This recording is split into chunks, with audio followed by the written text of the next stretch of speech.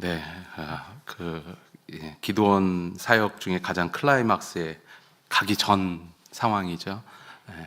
근데 이미 어떻게 보면은 전쟁은 끝난 거죠. 이미 하나님께서 기도원을 만나는 순간 이 전쟁은 결론이 나 있는 전쟁이라 할 수 있습니다. 하나님께서 기도원의 편에 서셨기 때문에 그 섬을 통하여서 하나님은 기도원을 사용하셔서 이스라엘 백성을 구원하실 것이라는 사실이 이미 기정사실화된 상태이죠. 그런데도 불구하고 하나님께서 그 과정들을 자세히 설명하고 있습니다. 하나님의 백성이 하나님의 뜻을 깨달은 순간 두 가지 반응을 하는 것 같아요. 하나는 순종을 통해서 이루실 놀라운 역사를 기대하는 마음이 있습니다. 또 한편은 어떻습니까? 순종을 통해 감내해야 될 수많은 어려움에 대한 두려운 감정이 우리 안에 있습니다. 그 두 감정이 왔다 갔다 하는 것 같아요. 이런 우리의 모습이 기도원에게도 분명하게 나타나고 있습니다. 하나님의 말씀에 순종하여 행하는 동시에 또한 한편으로 두려움이 계속돼서 확인하는 것이 기도원의 어떤 모습이었습니다. 그래서 기도원은 마지막은 아니죠. 6장의 양털 테스트로 바깥을 적게 해주세요, 안을 적게 해주세요 하면서 그런 양털 테스트로 하나님의 뜻이 확실한지 다시 한번 확인하는 것을 보게 됩니다. 이런 모습은 기도원에게만 있는 것 아닌 것 같습니다. 이스라엘 백성에게도 이런 모습이 보입니다. 기도원이 미디안과 전쟁을 치르려고 사람을 불러 모으니까 얼마나 왔다고 합니까? 32,000명이 모였다 합니다. 그럼 모든 이스라엘 땅에서 사람들이 온 것은 아니에요. 그 기드온이 있는 지역, 북쪽에 있는 미디안 지역과 스불론이나 몇 가지 족속에서만 온 사람들이 32,000명이라고 합니다. 그런데 기드온이 말 한마디 하니까 어떻습니까? 3분의 2 이상이 집으로 돌아가요. 두려워 떠는 사람이 있으면 집으로 가라 그랬더니 사람들이 불러서 오긴 왔는데 전쟁을 치려고 딱 보니까 미디안이 몇 명입니까? 7장에는 안 나와요. 8장 10절에 13만 5천 명이다 라고 기록됩니다. 보니까 메뚜기 떼처럼 있는 거예요. 13만 5천 명이 거기 쫙 깔려 있는 거예요. 오긴 왔는데 두려운 마음이 그들 가운데 있었을 것입니다. 그래서 가라고 하니까 뒤도 안 돌아본 2만 2천 명이 갑니다. 왜 그렇습니까? 내 눈에 보기에 우리 자신이 너무 초라하기 때문에 그래요. 뻔한 싸움에 목숨을 거는 것 같아서 도망가고 뒤로 물러섭니다. 근데 손가락질 할 수 없죠. 우리도 동일한 상황에 처할 때가 종종 있어요. 숫자만 보면 두려워서 더 이상 못 가는 경우가 많다라는 것이죠. 인간의 생각과 또한 인간이 생각한 모든 한계를 봤을 때 이거는 이길 수 없잖아요. 특별한 무기를 가진 것도 아니고. 그러니 물러설 수밖에 없죠.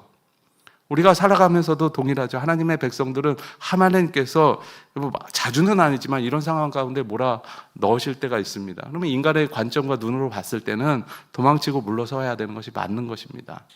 그리고 두려운 것도 맞는 것이죠. 그것은 모든 사람, 하나님의 사역을 감당하는 모든 사람들이 느낄 수 있는 감정입니다.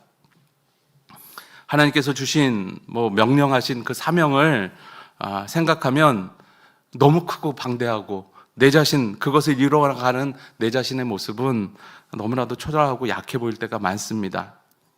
그래서 내 초라함으로는 도저히 하나님의 그 놀라운 일을 이뤄낼 수 없다라는 생각을 가질 때가 있는 것이죠.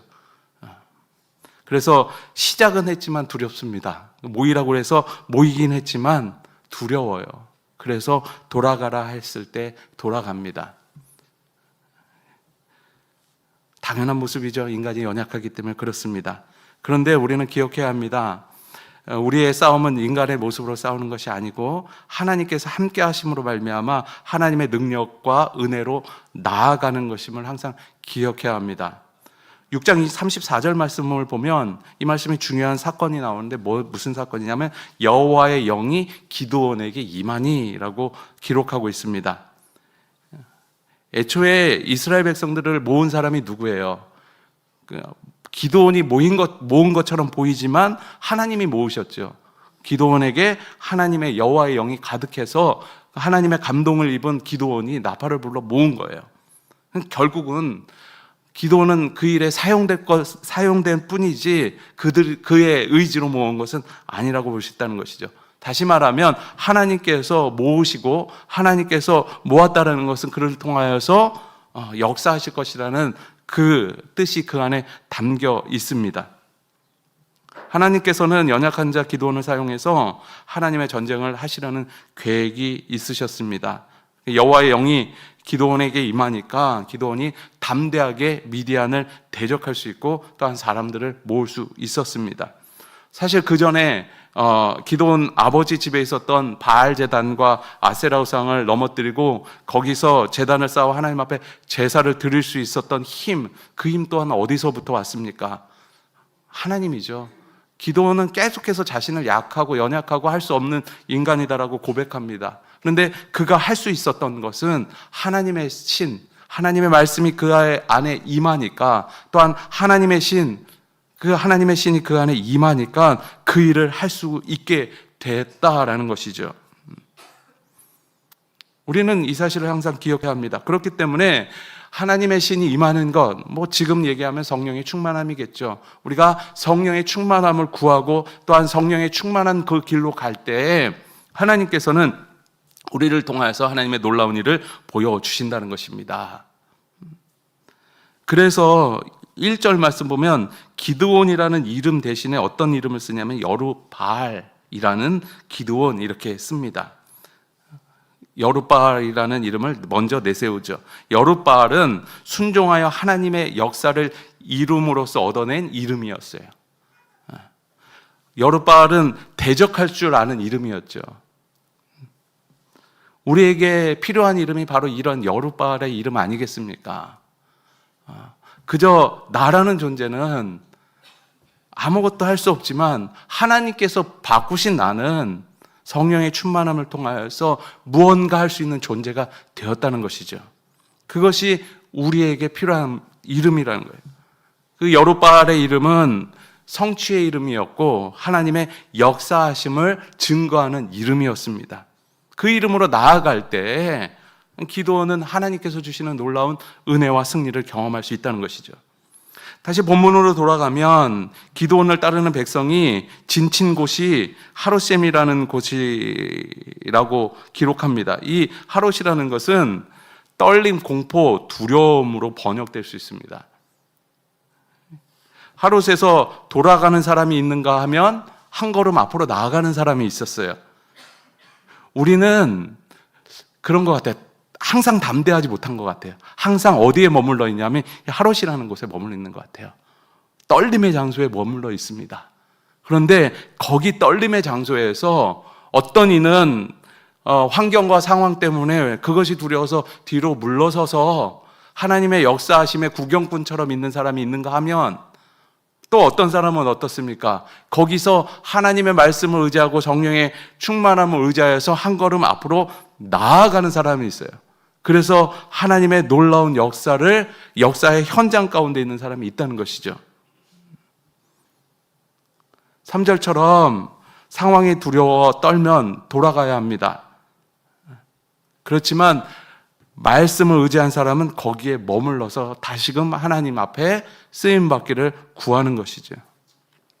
신명기 20장 1절 말씀 보면 이렇게 기록합니다. 내가 나가서 적군과 싸우려 할 때 말과 병거와 백성이 너보다 많음을 볼지라도 그들을 두려워하지 말라. 애굽 땅에서 너를 인도하여 내신 내 하나님 여호와께서 너와 함께 하시느니라 라고 기록합니다. 여기서 보면 너보다 많음을 볼지라도 두려워하지 말라라고 합니다.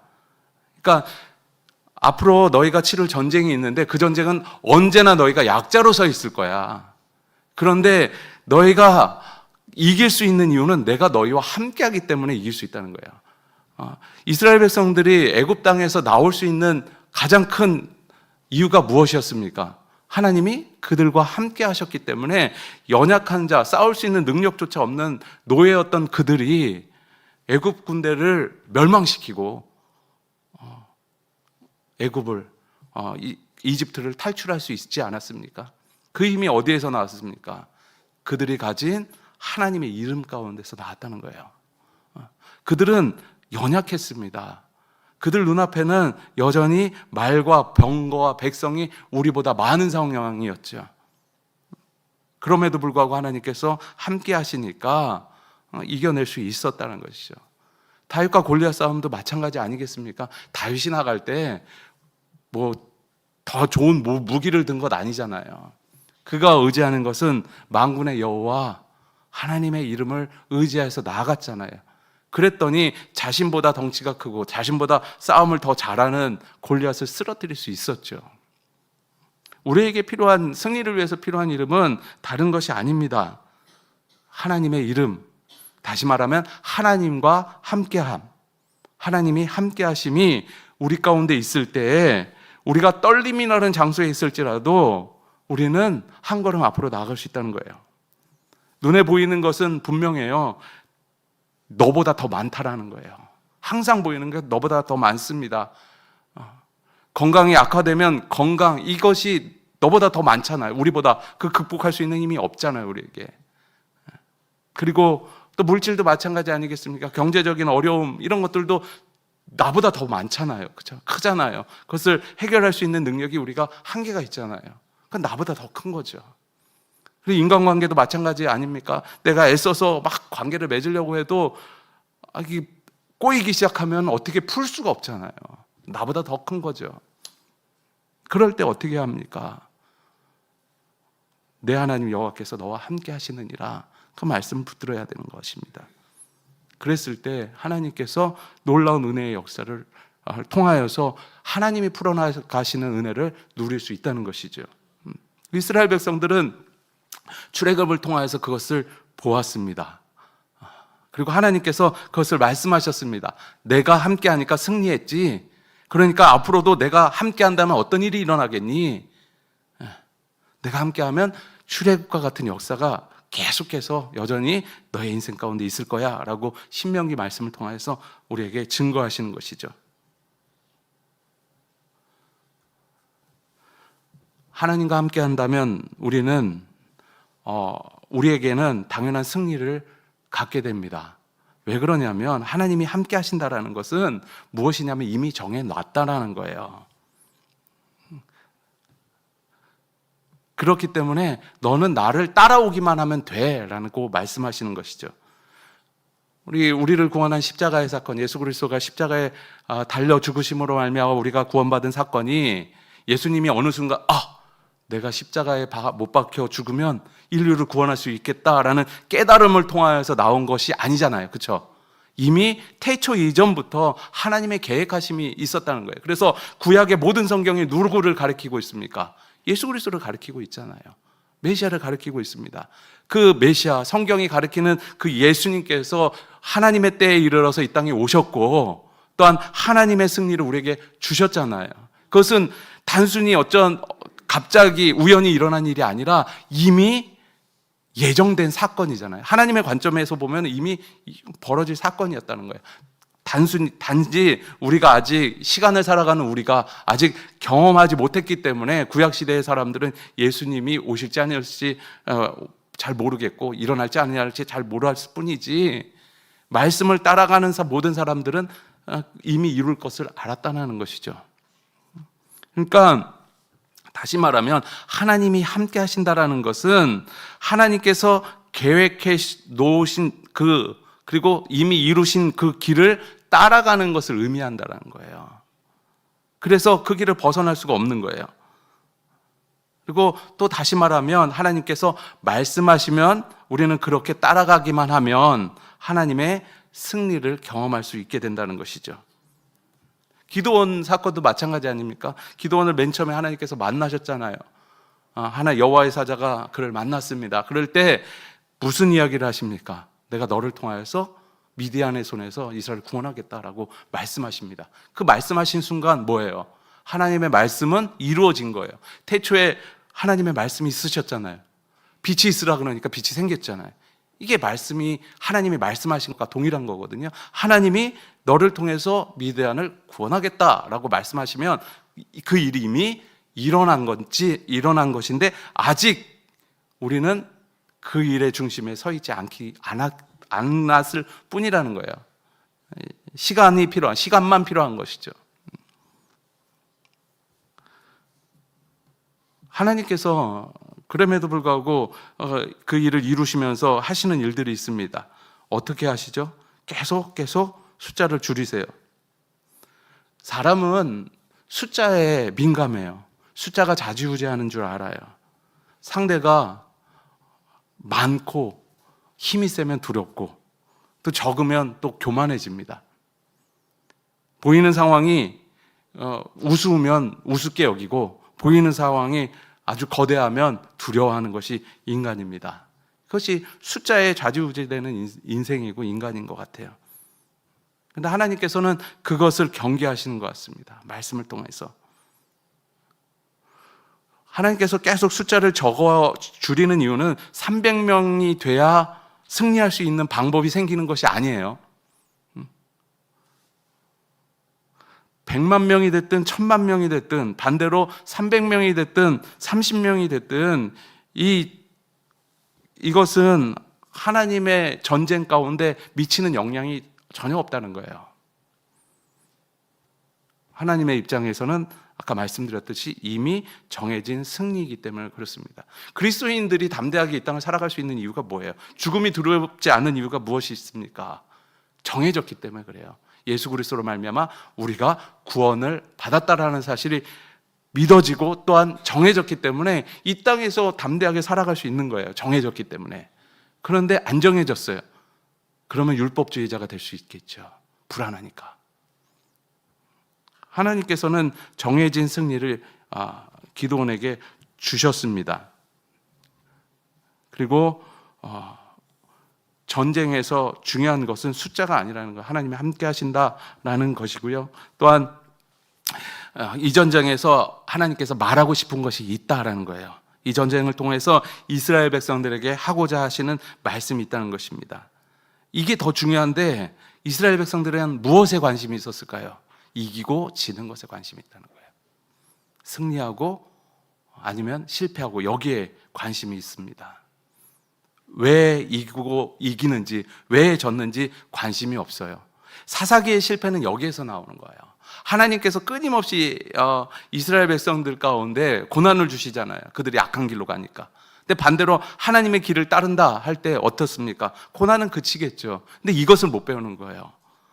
미디안 족속을 이겨서 우리가 평안을 누리는 거기에만 관심이 있는 거예요. 참 평안은 하나님의 말씀 가운데 있을 때만 있다라는 사실에 대해서 잘 몰랐다라는 것이죠.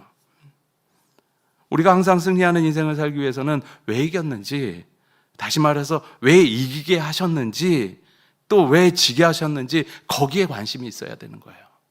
그래야지만 우리의 신앙이 성숙할 수 있다는 것이죠. 이스라엘 백성들 기드온 이 사건이 끝난 다음에 또 똑같이 범죄하잖아요. 왜 그래요? 그냥 이기고 지는 데만 관심이 있었기 때문에 그래요. 우리의 인생도 마찬가지 아닙니까?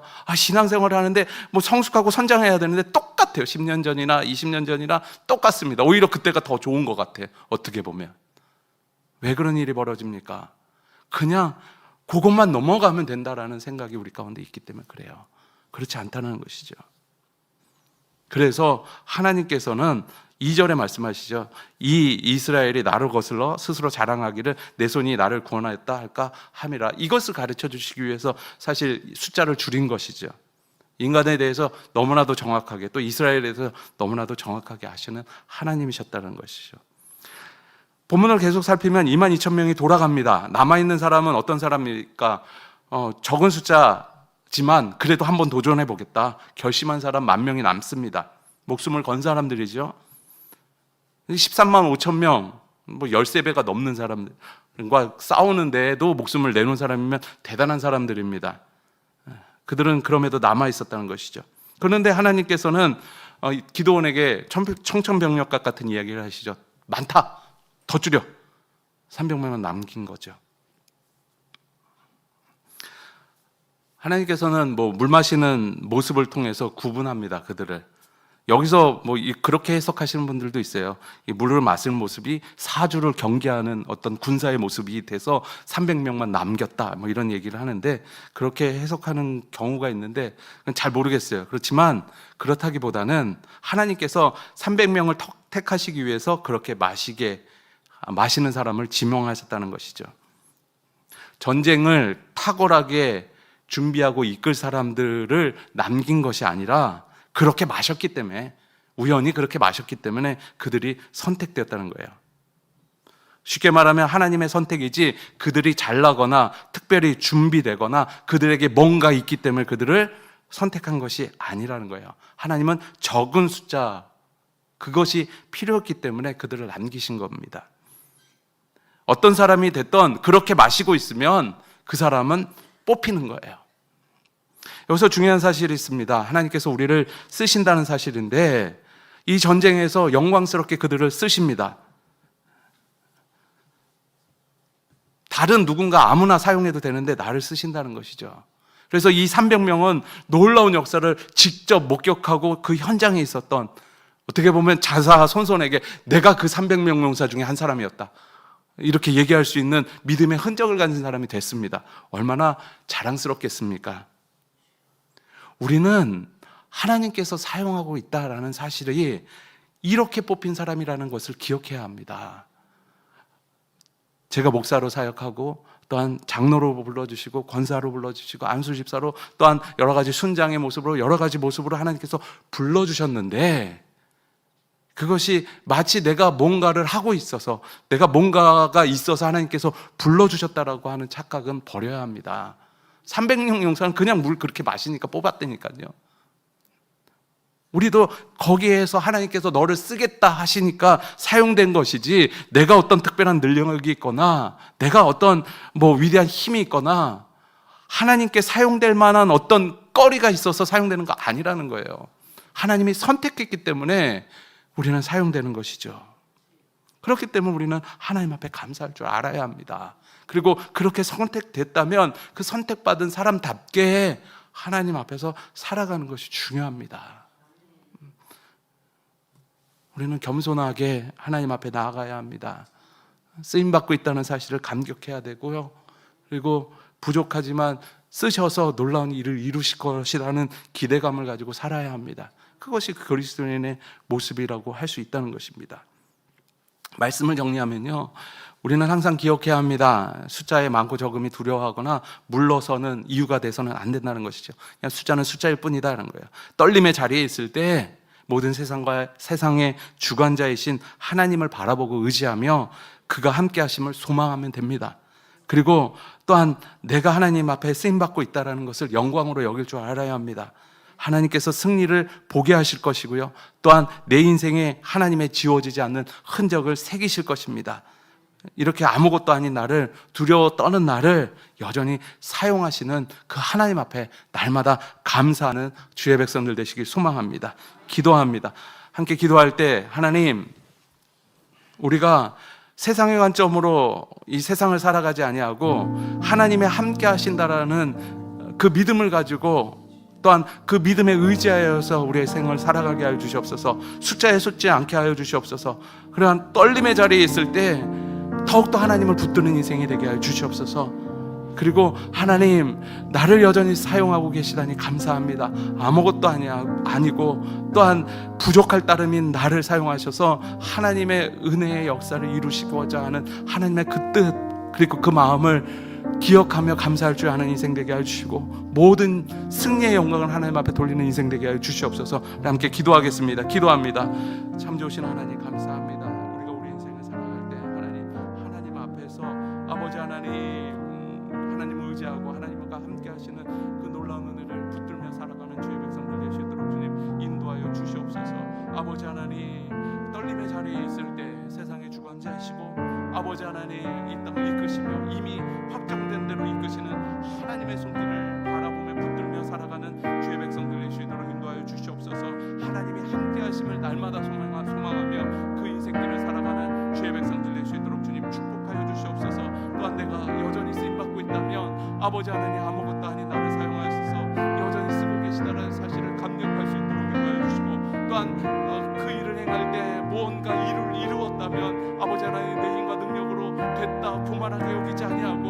아버지 하나님 앞에 영광을 돌릴 줄 아는 주의 백성들 될 수 있도록 주님 축복하여 주시옵소서. 아버지 하나님 도와주시옵소서. 참 좋으신 하나님 감사합니다. 하나님, 우리의 인생이 기도원의 인생과 같습니다. 아버지 하나님 앞에 부르심의 소명을 받았지만 그것이 너무나도 크고 너무나도 위대해서 두려워 떨며 또한 한 걸음 뒤로 물러서고 싶을 때가 종종 있습니다. 하나님, 그렇지만 세상이 그 많음과 위대함을 보지 아니하고 하나님의 능력과 하나님의 함께하심의 역사를 먼저 붙들 줄 아는 주의 백성들 되게 하여 주시옵소서. 그래서 하나님이 허락하신 그 일을 담대하게 행할 수 있는 떨림의 자리에서 뒤로 물러서는 것이 아니라 말씀과 성령의 충만함으로 한 걸음 더 주님께로 나아가는 인생 되게 하여 주시옵시고, 또한 하나님께서 나를 통하여서 이루실 일들을 교만함을 통하여서 그 영광을 내가 가르치지 아니하고 오직 하나님 앞에만, 하나님께만 영광을 돌릴 줄 아는 하나님의 백성들 될 수 있도록 주님 축복하여 주시옵소서. 그래서 하나님께서 부르시는 그날까지 하나님의 함께 하심으로 말미암아 하나님의 위대한 일을 이룰 수 있는 하나님의 백성들 될 수 있도록 주님 축복하여 주시옵소서. 이 시간 하나님 앞에 귀한 예물을 드립니다. 하나님, 그 인생과 삶을 지켜주심을 감사해서 하나님 앞에 드릴 때마다 하나님, 하나님의 공급하심에 그치지 않게 하여 주시옵시고, 또 하나님의 은혜가 항상 그 삶과 인생 가운데 머무는 그러한 놀라움을 경험하는 인생들 되게 하여 주시옵소서. 이 시간 주님 가르쳐 주신 기도를 믿음으로 고백하오니, 하늘에 계신 우리 아버지여, 이름이 거룩히 여김을 받으시오며 나라가 임하옵시오며 뜻이 하늘에서 이루어진 것 같이 땅에서도 이루어지이다. 오늘 우리에게 일용할 양식을 주시옵고 우리가 우리에게 죄진 자를 사하여 준 것 같이 우리 죄를 사하여 주시옵고 우리를 시험에 들게 하지 마시옵고 다만 악에서 구하시옵소서. 나라와 권세와 영광이 아버지께 영원히 있사옵나이다. 아멘.